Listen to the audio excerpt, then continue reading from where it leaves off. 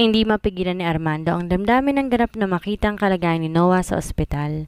Pinuntahan niya to pagkatapos itawag sa kanya na natagpuan ito pero nakakoma na naman ang binata. Gusto niyang maiyak sa nakitang kalagayan nito. Hindi sa ano paman pero kung ganito ang sinapit ito, ano pa kaya si Meredith?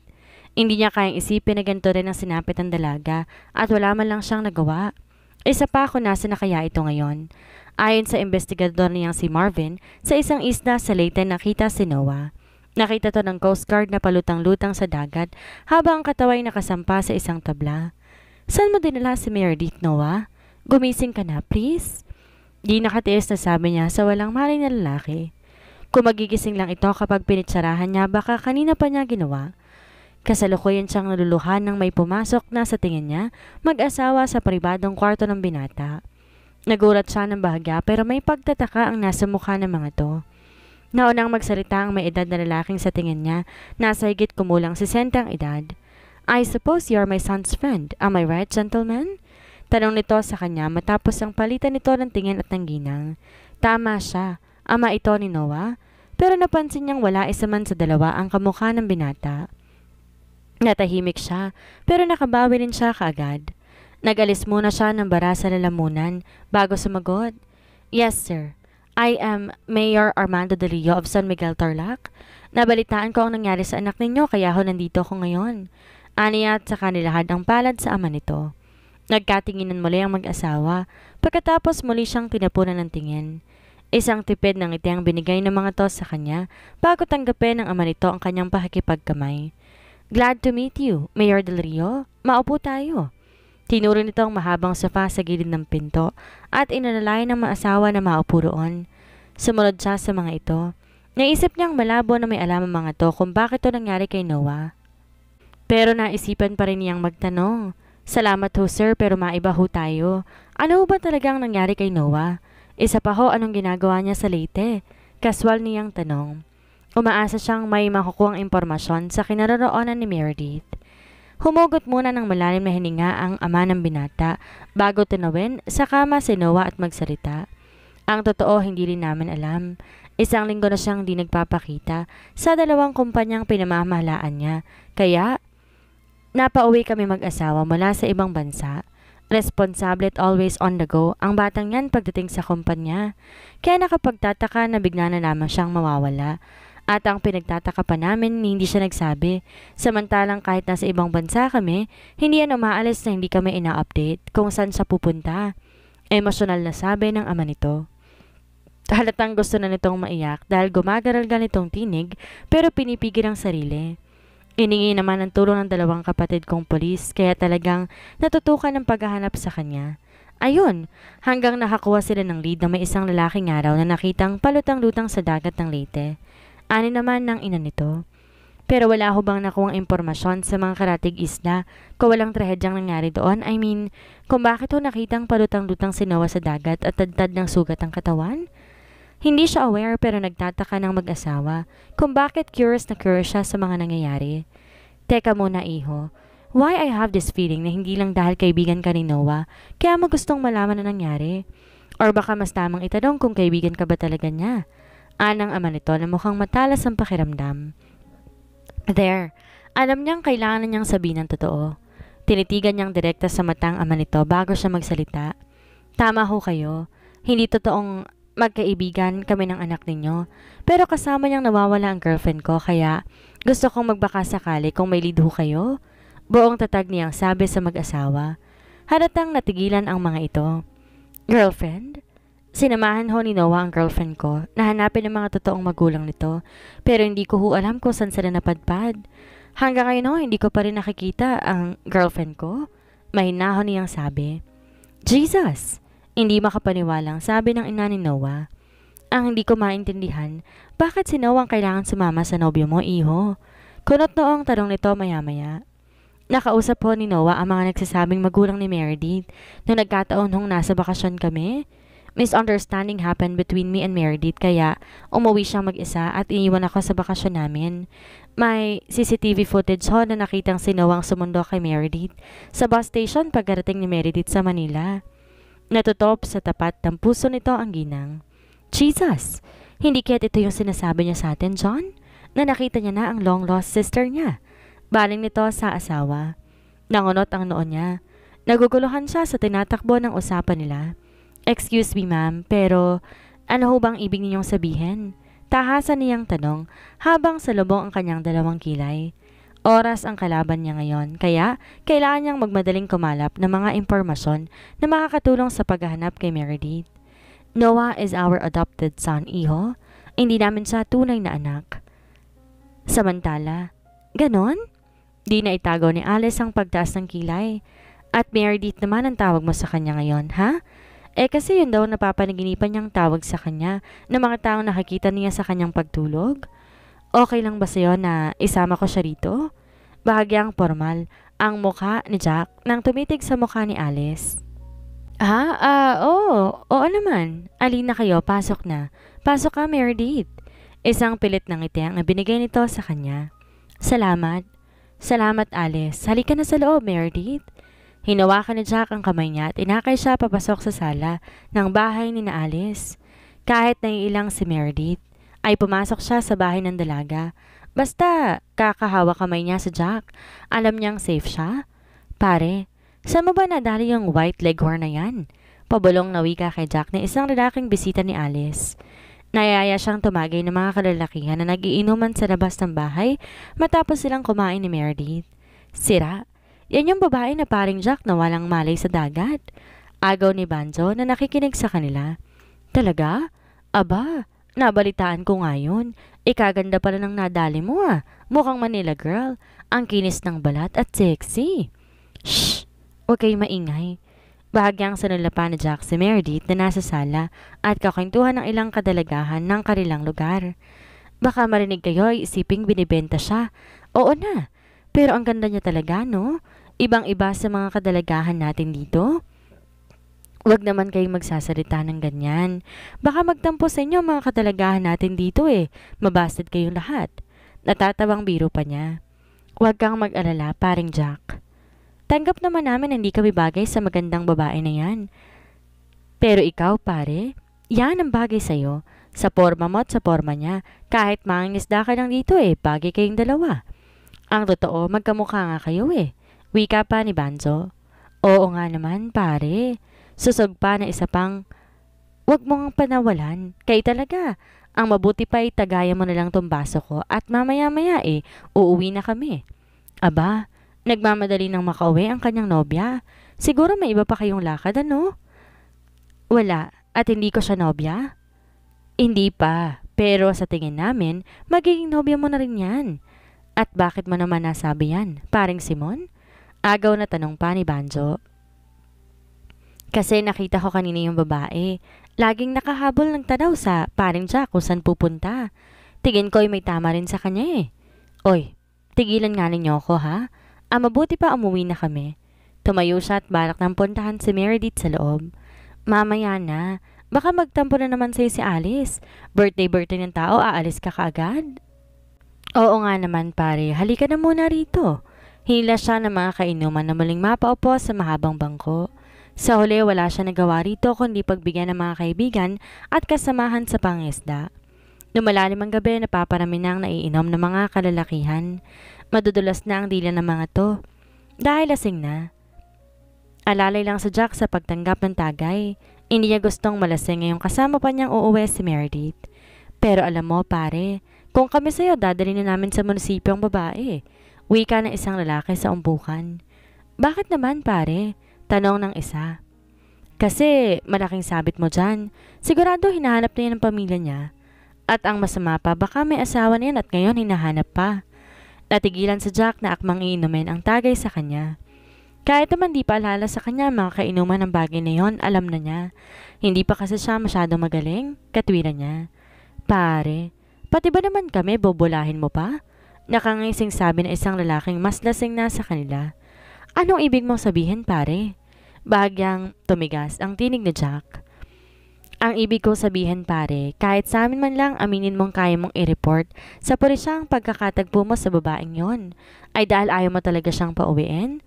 Ang ibig sabihin ni parang Sixto, ayaw mo pang isoli talaga yung babae? Sagot ng isa na lasing na rin. Pero kami nagpapaalala lang sa'yo ha, bilang kababaryo. Sabit ka dyan kapag nagkataon at sige, uuwi na kami. Biglang tayo ni Jack at inilapag ang basong tagaya ng alak. Masyado ng gabi. Walang kasama si inang sa bahay. Pare, baka naman magalit ka sa amin at hindi. Sige na. Yun lamang at tinalikuran na ni Jack ang mga kainuman. Napailing na lamang ilang naroon na hindi pa mga lasing. Wala. Mukhang napana ni Cupidong kaibigan ko. Wika ni Banjo na naiiling. Oo nga, sabad ng lahat. Hi! Napalingon si Meredith sa may-ari ng tinig na nakaupo sa kanyang tabi. Hi, ikaw pala. Bagya pa siyang nagtaka nang malingonan si Alice. Bakit iniwan mo si Susan sa loob? Nakangiti pa rin tanong ng babae. Ah, nainitan kasi ako sa loob eh. Isa pa hindi ko pa naman sila masyadong kilala. Ah, napatango-tango si Alice. Si Jack kasi nakikipag-inuman pa kina Banjo. Nawalan tuloy siya ng kasama. Gustong magtaka ni Meredith kung bakit naging mabait yata ang kaharap sa kanya ng babae. Okay lang. Gustong magtaka ni Meredith kung bakit naging mabait yata. Pagod na kasi ako sa pakikipag-usap sa mga yon. Isa pa natanaw kita rito sa hardin namin kaya nilapitan kita. Nag-iisip kasi ako Kaswal niyang sabi. Ha? Nang ano? Sandali siyang natigilan at saglit na nag-isip kung dapat ba niyang sabihin kay Alice ang laman ng kanyang isipan. Pero sa huli nasumpungan na lamang niya ang sarili na nagkukwento na sa dalaga. Pinipilit kong alalahanin ang nakaraan ko. Nahihirapan na kasi ako na hindi ko maalala kung sino ako at saan ako nanggaling. Bakit? Naiinip ka na ba dito sa isla? Hindi. Yon ang gusto niyang isagot kay Alice. Pero iba ang lumabas sa kanyang bibig. Oo, tingin ko kasi hindi ako para sa lugar na ito. At isa pa, baka nag-aalala na ang pamilya ko. Sa bagay, pero ang sabi noon ni Jack, dadalhin ka sa pulisya sa bayan para hanapin ang pinagmulan mo. Bakit kaya hindi pa niya ginagawa? Sabi kasi niya, mahina pa raw ako. Baka raw mabinat ako sa biyahe. Sus, maniwala ka ron. Siguro tinatamad lang yun. Hindi naman siguro, Alice. Ewan ko sa'yo. Bahala ka. Pero kung gusto mo, sasabahan kita sa kabayanan. Pupunta tayo ng munisipyo para ipaalam ang nangyari sa'yo. Ano? Kailan tayo pupunta sa bayan? Itatanong ko muna kay Jack, Alice. At ubilin niyang sabi. Ewan niya pero hindi niya magawang magtiwala na 100% sa karap. Dahil do'y biglang nag-iba ang anyo ni Alice. Naging matalim ang mukha nito at mukhang galit na naman sa kanya. Bakit pa? Ako na nga ang... Dahil responsibilidad ko siya, Alice? Buhat sa harapan ng bahay, sumulpot si Jack. Madilim ang mukha nito at mukhang galit. Ay Jack, nandyan ka pala. Nag-uusap lang kami ni Meredith at ako ang nakapulot sa kanya, Alice. Ako rin dapat mag-report sa munisipyo na nasa pangangalaga ko siya, hindi ba? Tahas ang sabi ng binata. Kasi uuwi na kami, Alice. Halika na, Meredith. Nagpauna ng humakbang patungo sa tarangkahan sa Jack. Sige, Alice. Jack. Sandali. Hindi siya pinansin ni Alice bagkos gahol nitong hinabol ang binata. At buhat sa ilang metrong layo niya sa mga ito, kitang-kita niya ang ginagawang pagtataro ng dalawa. Panay ang sulap sa kanya ni Alice at hindi kagaya kanina na nakangiti ito sa kanya. Ngayon talagang hayagan kung irapan siya nito habang nakikipag-usap kay Jack. Pauwi sa bahay. Magkasabay na naglalakad sina Meredith at Jack. Gayon pa may walang kakibo-kibo ang binata na halatang malalim ang iniisip. Jack, untag niya rito. Bakit wala kang kibo? Galit ka ba sa akin? Noon pa lang siya nito, bahagyang nilingon. Hindi, bakit ako magagalit sa'yo? Kasi nag-uusap kami kanina ni Alice, baka ka ako... Sabi niya sa akin, nagpapasama ka raw sa kanya sa munisipyo para ipaalam ang nangyari sa'yo. Bakit naman di mo sinabi sa akin kaagad na gusto mo na palang umalis sa amin? Sana ako nilang nagsama sa'yo doon. Total ako naman ang... Jack, hindi ganyan ang sinabi ko sa kanya. Naalarma siya at napahawak sa braso ng binata. Bahagyang napatigil sa paglalakad sa Jack at sinalipan ng kamay niyang nakahawak sa braso nito. Gayunpaman di siya nakaramdam ng pangingimi. Jack, hindi naman ako nagpapasama sa kanya Siya ang naghayaya. Bakit daw hindi mo pa ako dinadala sa munisipyo? Sabi ko naman dahil hindi pa ako magaling. Pagpapaliwanag niya rito. Sa isip nakaramdam siya ng inis sa babaeng si Alice. Kaya pala bigla itong naging mabait sa kanya. May balak pala itong baliktarin siya. Talaga? Hindi totoong kinukulit mo siya na samahan ka sa bayan? Umaliwalas ng kaunti ang mukha ni Jack. Hindi nga. Ang sabi ko pa nga sa kanya ikaw naman talagang dapat magsama sa akin dun dahil ikaw naman ang nakapulot sa akin sa dagat. Napailing na lang si Jack. Bakit? Nag-aalalang tanong ni Meredith. Sa pangambang galit pa ito. Wala. Natutuwa lang ako. Tsaka nakalimutan kong talagang ganun nga palang ugali ng babaeng yon. Inggitera? Kung hindi lang niya kaarawan, hindi talaga ako pupunta sa bahay nila. Talaga? Napangiti na rin siya. Oo naman. Pakiramdam ko lagi ako mapipikot kapag nasa kanila ako Hindi niya napigilang mapahagikik sa tila batang pagsalita ni Jack. Bakit? Kunot noong tanong nito. Wala. Laki mo kang tao takot kang mapikot. Aba, natural. Mahirap yata makasama sa isang taong ayaw mo makasama sa habang buhay. Sa bagay, halika na nga, gabi na. Baka naghihintay na sa atin ang inang mo. Aniya at saka na nagpatiuna sa paglalakad. Sandali!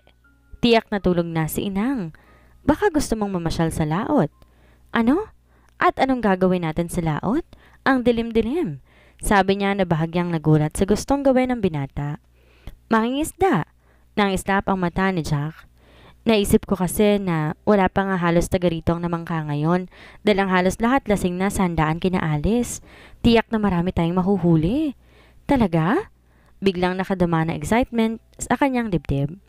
Sa isip, makikita na rin niya sa wakas kung paanong ginawang panguhuli ni Jack sa mga isda. Sige, sasama ako. Sigurado ka? Oo naman. Bakit akala ko ba niyayaya mo ko? Bakit ngayon naman Nagtataka ka kasi hindi masabi ni Jack ang gustong sabihin. Kasi madilim sa laot. Tayong dalawa lang sasakay sa bangka. Bahagyang umilap ang mata nito. Lalaki ako at babae ka. Hindi ka ba natatakot sa akin? Natigilan siya. Natatakot nga ba siya kay Jack?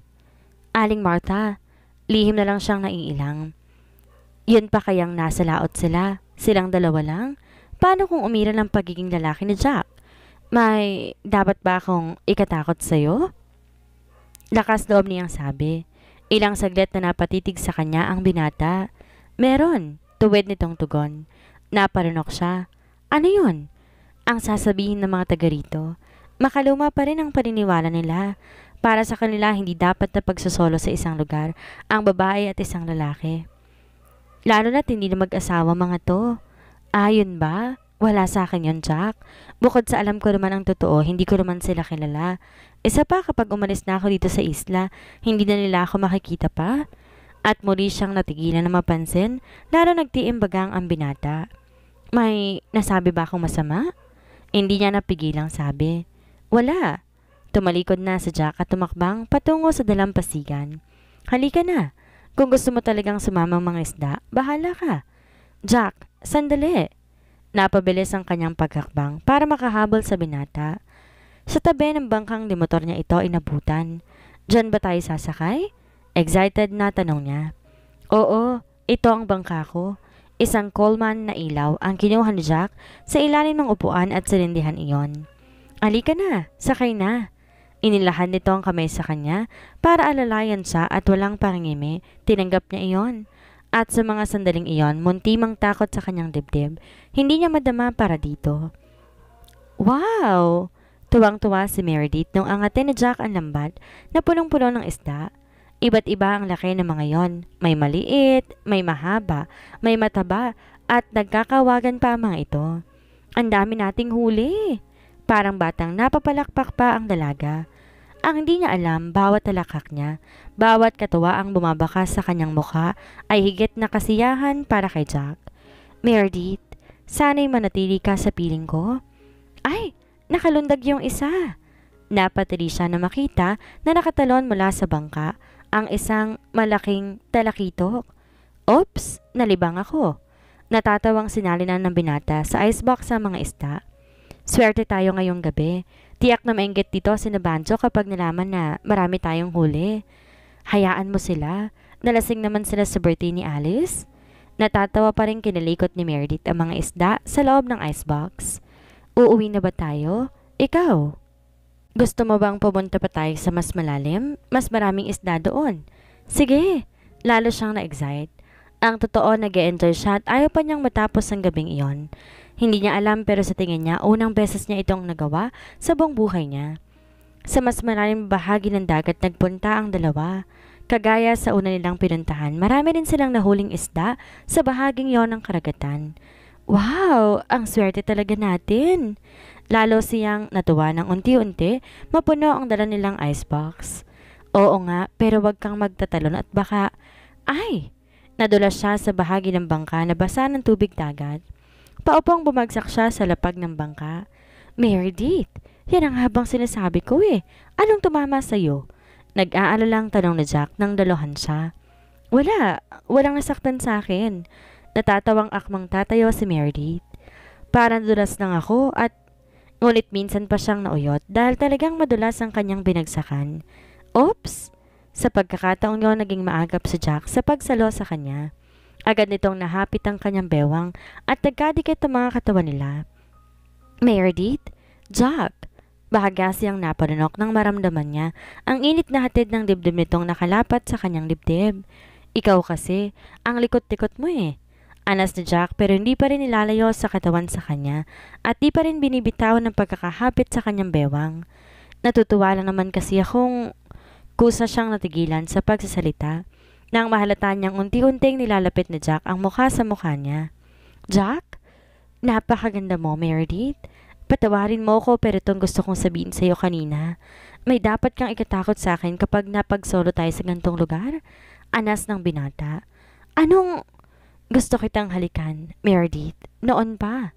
Halos pabulong na lamang ang tinig ni Jack. Armando's POV. Sari-saring espekulasyon ng iba't ibang tanong ang nagsasalimbayan sa kanyang utak ng mga sandaling iyon. Sa lubong ang kilay niya at waring naiintindihan iyon ng mga magulang ni Noah. Nitong mga nakaraan, palaging sinasabi ni Noah na nakita na niyang matagal niyang hinahanap na kapatid. Her name is Meredith. Lumakas man ang kalabog ng kanyang puso, matagal siyang naghintay sa iba pang sasabihin ng ina nito. Alam ni Noah na adopted siya. Ever since hindi namin yun nilihim. May mga anak kaming totoo pero hindi namin tinuring ni Noah na hindi sa amin. Pero syempre habang lumalaki, hindi maiwasang hanapin niya ang kanyang pinagmulan. Hinayaan naman namin siya, pero hindi niya na nabanggit sa amin na nakita niya ang kanyang mga magulang at kung saan niya nahanap ang mga ito. Mahabang sabi ng ginang. Kung ganun ho na alam niyang kapatid niya si Meredith, bakit tinihim pa niya yon? Pwede naman siyang umamin anytime. Naguguluhan niyang tanong. Hindi malinaw pero sigurado, may dahilan kung ba't hindi inamin ni Noah kay Meredith ang lahat. Tayong nagawa lang ito i-offer na samahan si Meredith sa totoong mga magulang. Duda rin siya kung totoong nadatnan nito sa bahay ni na Meredith ang mga magulang di umano ng dalaga na naghahanap dito.